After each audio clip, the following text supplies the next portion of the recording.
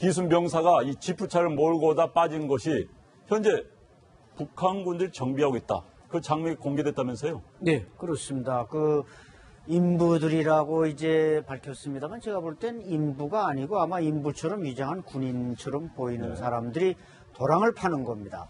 저 사람들이 지금 키가 한 1m 70이 넘는다고 할 때 벌써 다리 이상을 넘어서는 걸 보면 거의 한 7, 80cm 이상의 도랑을 파서 지금 이제 오른쪽이 탈주한 장면이고 왼쪽이 지금 공사하고 있는 장면인가 보죠? 예, 바로 그러니까 그 배수로 집차가 빠진 배수로에서 한 3, 4m 지금 안에 들어와서 파는데 저렇게 파놓으면 이제 완벽하게 북한의 어떤 차도 이제 넘어설 수가 없는 겁니다. 그래서 제가 볼 때는 저기다 뭐 철조망을 치든지 저 공동경비구역이니까 다른 걸 할 수 없기 때문에 일단 도랑을 파서 어떤 차도 넘어가지 못하게 방어 조치를 하고 있는 것 같습니다. 네, 그런데 이 1998년이었죠. 이 JS를 통해 기순한 변용관 전 북한군 상위 장교인데 이때 이제 이 상위는 기순자가 발생을 하면은 무조건 사살하고 시신을 끌고 오는 것이 원칙이다. 상대 무관용 원칙을 적용한다 이런 이야기인데 사실 북한에서 지금 어떤 반응을 보이고 있습니까? 어떤 원칙입니까? 그렇죠. 그래서 그 판문점에 보면 이번에 이제 4명이 나와서 사격했는데 2명의 권총을 휴대한 사람은 경무원이고 거기 근무하는 2명이 이제 그 탈출 병사하고 키가 비슷한 1m 70인데 전투복장을 하고 AK 소총을 들고 뛰어왔습니다. 이 사람들은 거기 이제 저격조가 존재하고 있다는 걸 우리한테 새롭게 이제 암시해 줬는데 말씀하신 대로 북한은 뭐 DMZ 전상에서 마찬가지입니다. 그냥 탈북자가 나타나서 자기 구역에 있든 MDL을 넘어서 남쪽에 가 있든 무조건 사살해서 죽이도록 돼 있습니다. 또 뿐만 아니라 가능하다면 그 시신을 북쪽으로 끌어가야 됩니다. 저 지금 저격자 한 명이 막 뛰어넘어오는 건 제가 볼 때는 어떤 확인 사살 목적보다도 시신을 끌고 가려고 넘어오려다가 뭐 뒤에서 아마 다급하게 그 MD를 넘었다고 그러니까 아마 돌아서 지금 가는 그런 모습을 지금 연출하고 있습니다. 네. 그런데 이 귀순 병사가 목숨을 걸고 넘어왔던 이른바 북한 측의 72시간 다리, 이 다리가 폐쇄됐다면서요? 네, 그렇습니다. 이제 그 집차는 일단 밖에서 차단 철조망을 하나 GOP 개선에 넘어서 그 민경초소까지 왔는데 그 민경초소에서는 그냥 차단봉이 하나 있으니까 그러면 밀치고 그다음부터 달리기 시작한 것 같습니다. 그다음부터 라이트를 켜지 않았습니까? 중앙선을 타면서.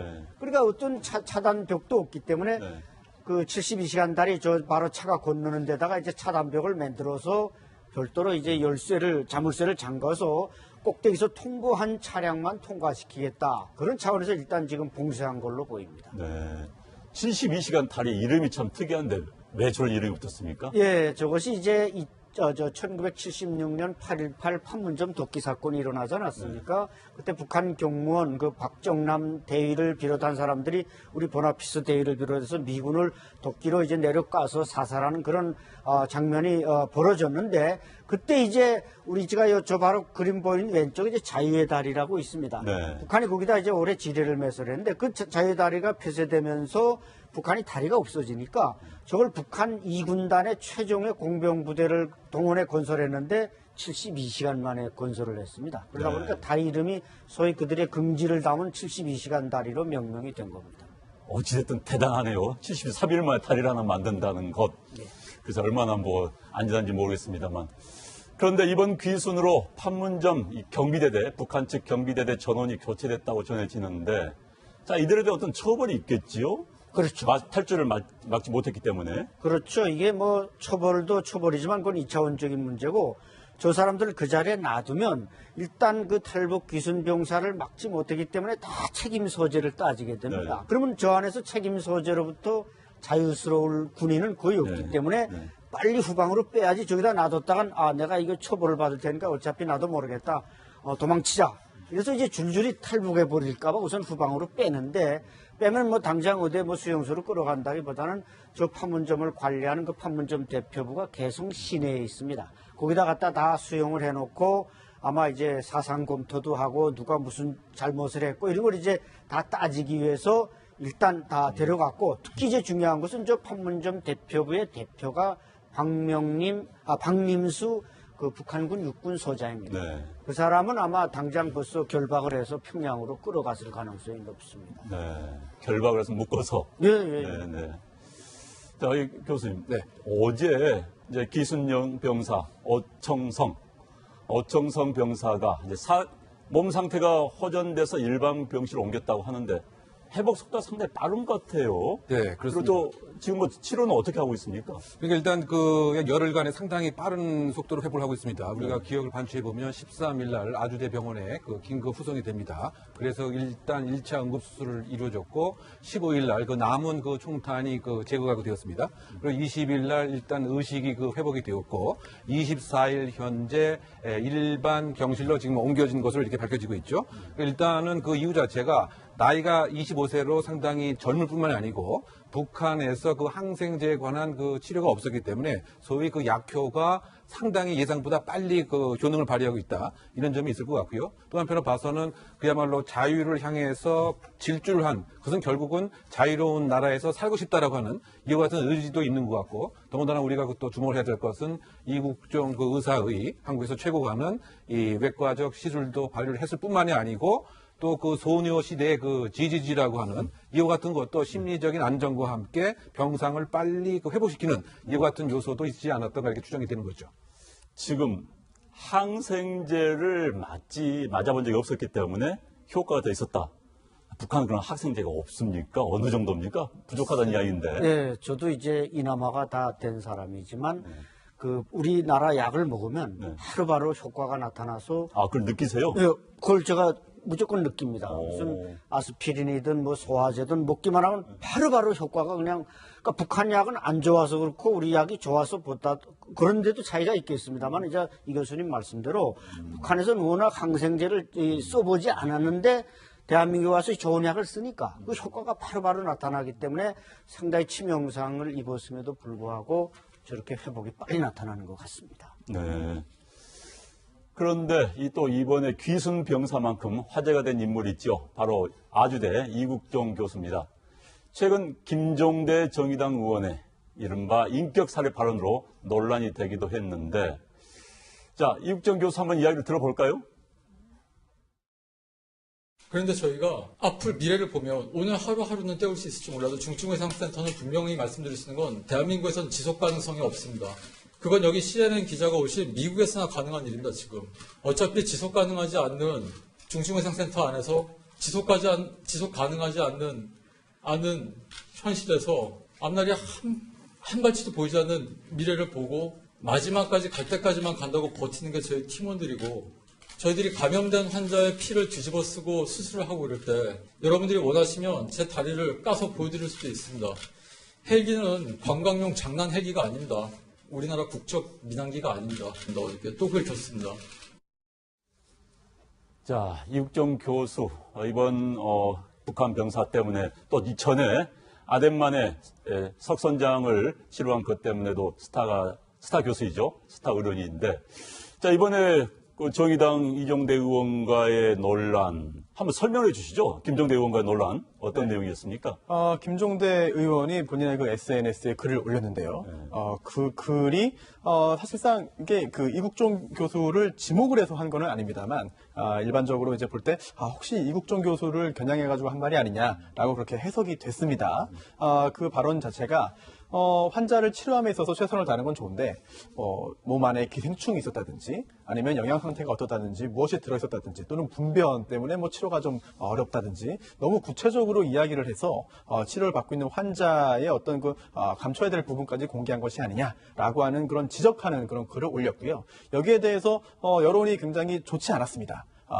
열심히 치료를 하고 지금 생명을 살리기 위해서 노력을 하고 있는데 어려운 여건에서 지금 상황에서 그거를 지적하는 것이 맞느냐라고 하는 비난 여론이 굉장히 거셌고요. 그러다 결국 김종대 의원도 이게 왜곡됐다, 오해다라고 하면서 사과를 했고요. 찾아가면서 사과를 하겠다라고 했습니다. 찾아가서. 그리고 또 정의당의 이정미 대표 역시 이제 당 대표 입장에서도 사과 발언을 하면서 현재 수습되는 과정에 있는데요. 환자의 어떤 그 정보 공개를 하지 않는 것이 비밀을 유지하는 것이 우선인지 아니면 일단 살리고 보는 것이 우선인지 그리고 또 국민들의 알 권리를 보장하는 것이 우선인지 여부에 대해서 여러 가지 논란을 야기했던 그런 상황이었습니다. 네, 그런데 이 과정에서 이국종 교수의 방이 공개되기도 했습니다. 집에도 가지 못하고 3평 남짓한 방에서 즉석밥을 먹으면서 환자들을 돌보고 있다고 하는데 사실 이 열악한 환경에 대한 이국종 교수의 이야기 한번 들어보시겠습니다. 간호사들하고 비행을 하다가 간호사가 유산을 한 적도 있고 300여 시간 저하고 같이 비행을 하다가 쓰러진 이후에 다시는 비행을 하지 못합니다. 이제 자꾸 걷다가 쓰러집니다. 얼마 전에 손가락이 부러진 간호사가 사직을 했습니다. 물론 그렇게 손가락이 부러지고 유산을 하고 이럴 때 누구도 보호해주지 않습니다.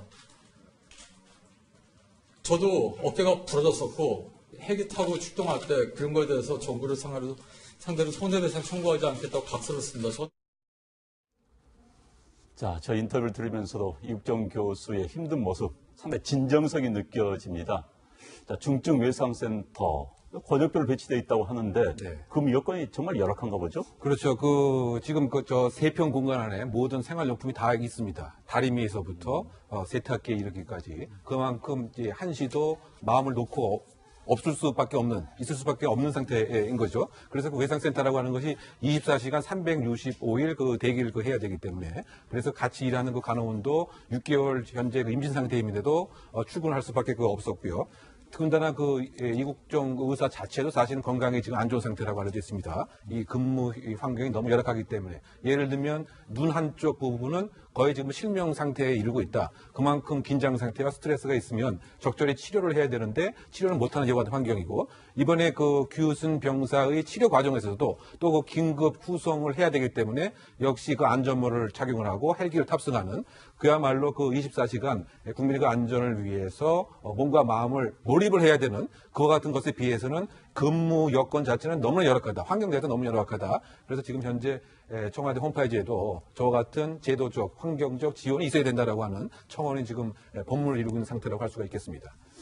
그런데 이 내년도에 중증외상지원센터에 대한 정부의 지원 예산이 더 줄어들었다고 하는데 어느 정도입니까? 네, 그렇습니다. 올해 예산이요. 중증외상센터 예산이 439억 원을 조금 넘었습니다. 그런데 내년 예산이 이제 400억 4천만 원이라고 합니다. 이런 거 볼 때 8.9%나 줄어드는 것이기 때문에요.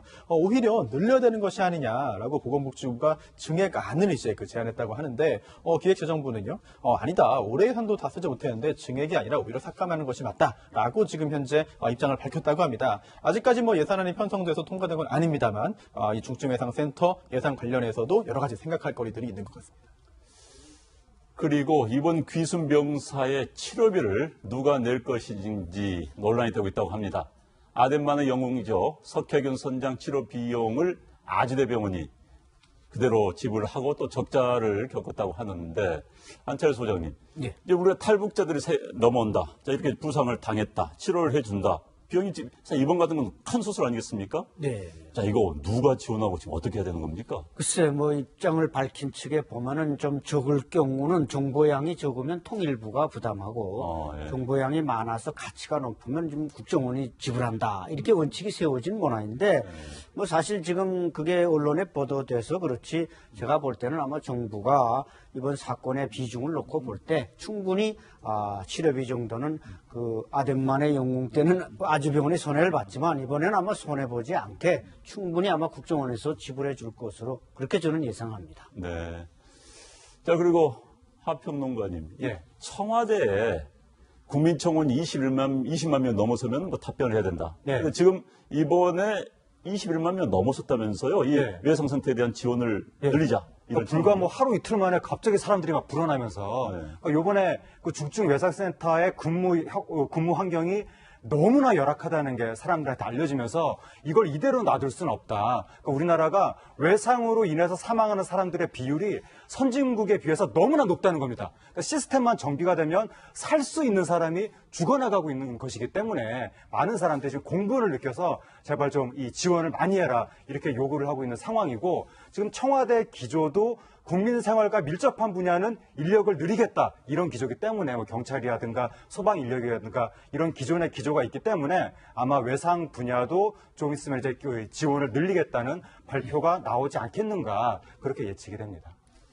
네, 그럼 안찬희 소장님과의 이야기는 여기서 줄이도록 하겠습니다. 이제 기순영 병사 어청성 병사가 이제 몸 상태가 호전돼서 일반 병실로 옮겼다고 하는데 회복 속도가 상당히 빠른 것 같아요. 네, 그렇습니다. 그리고 또 지금 뭐 치료는 어떻게 하고 있습니까? 그러니까 일단 그 열흘간에 상당히 빠른 속도로 회복을 하고 있습니다. 우리가 기억을 반추해 보면 13일 날 아주대 병원에 그 긴급 후송이 됩니다. 그래서 일단 1차 응급 수술을 이루어졌고 15일 날 그 남은 그 총탄이 그 제거가 되었습니다. 그리고 20일 날 일단 의식이 그 회복이 되었고 24일 현재 일반 병실로 지금 옮겨진 것으로 이렇게 밝혀지고 있죠.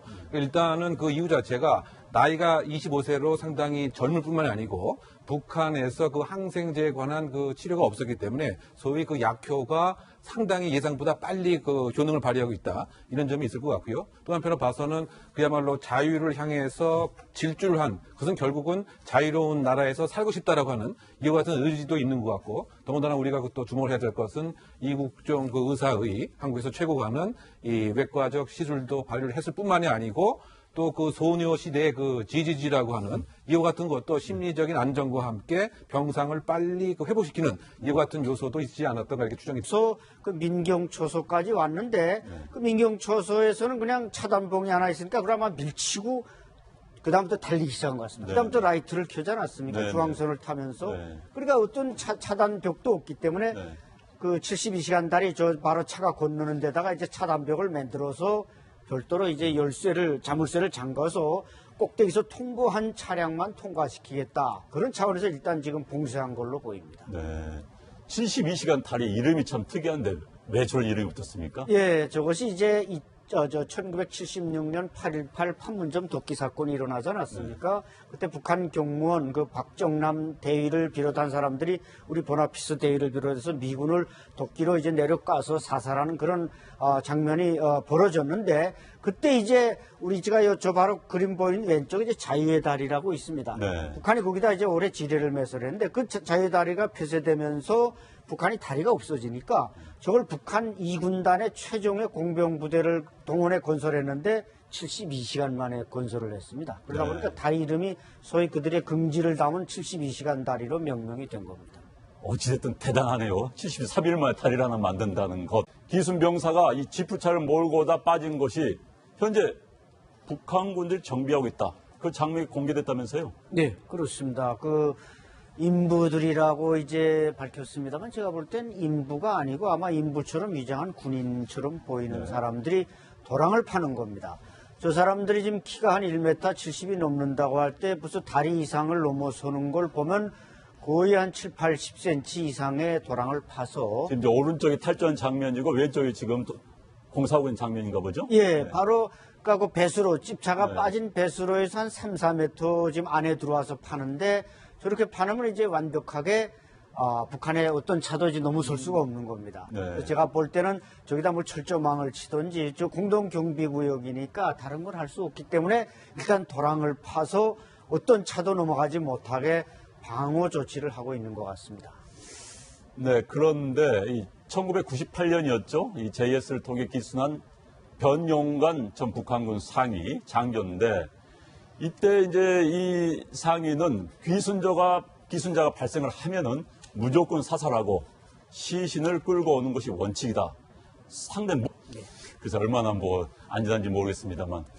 그런데 이번 귀순으로 판문점 이 경비대대, 북한 측 경비대대 전원이 교체됐다고 전해지는데 자, 이들에 대한 어떤 처벌이 있겠지요? 그렇죠. 탈주를 막지 못했기 때문에. 그렇죠. 이게 뭐 처벌도 처벌이지만 그건 2차원적인 문제고 저 사람들을 그 자리에 놔두면 일단 그 탈북 귀순병사를 막지 못했기 때문에 다 책임 소재를 따지게 됩니다. 네. 그러면 저 안에서 책임 소재로부터 자유스러울 군인은 거의 없기 네. 때문에 네. 빨리 후방으로 빼야지 저기다 놔뒀다간 내가 이거 처벌을 받을 테니까 어차피 나도 모르겠다.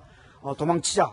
그래서 이제 줄줄이 탈북해 버릴까봐 우선 후방으로 빼는데 빼면 뭐 당장 어디 뭐 수용소로 끌어간다기보다는 저 판문점을 관리하는 그 판문점 대표부가 계속 시내에 있습니다. 거기다 갖다 다 수용을 해놓고 아마 이제 사상 검토도 하고 누가 무슨 잘못을 했고 이런 걸 이제 다 따지기 위해서 일단 다 데려갔고 특히 이제 중요한 것은 저 판문점 대표부의 대표가 박님수 그 북한군 육군 소장입니다. 네. 그 사람은 아마 당장 벌써 결박을 해서 평양으로 끌어갔을 가능성이 높습니다. 네. 결박을 해서 묶어서. 예, 예. 네, 네. 자, 이 교수님. 네. 어제 무관용 원칙을 적용한다 이런 이야기인데 사실 북한에서 지금 어떤 반응을 보이고 있습니까? 어떤 원칙입니까? 그렇죠. 그래서 그 판문점에 보면 이번에 이제 4명이 나와서 사격했는데 2명의 권총을 휴대한 사람은 경무원이고 거기 근무하는 2명이 이제 그 탈출 병사하고 키가 비슷한 1m 70인데 전투복장을 하고 AK 소총을 들고 뛰어왔습니다. 네. 이 사람들은 거기 이제 저격조가 존재하고 있다는 걸 우리한테 새롭게 이제 암시해 줬는데 말씀하신 대로 북한은 뭐 DMZ 전상에서 마찬가지입니다. 그냥 탈북자가 나타나서 자기 구역에 있든 MDL을 넘어서 남쪽에 가 있든 무조건 사살해서 죽이도록 돼 있습니다. 네. 또 뿐만 아니라 가능하다면 그 시신을 북쪽으로 끌어가야 됩니다. 그래서 저 지금 저격자 한 명이 막 뛰어넘어오는 건 제가 볼 때는 어떤 확인 사살 목적보다도 시신을 끌고 가려고 넘어오려다가 네네. 뭐 뒤에서 아마 다급하게 그 MD를 넘었다고 그러니까 아마 돌아서 지금 가는 그런 모습을 지금 연출하고 있습니다. 네. 그런데 이 귀순 병사가 목숨을 걸고 넘어왔던 이른바 북한 측의 72시간 다리, 이 다리가 폐쇄됐다면서요? 네, 그렇습니다. 이제 그 집차는 일단 밖에서 차단 철조망을 하나 지어피 개선에 넘어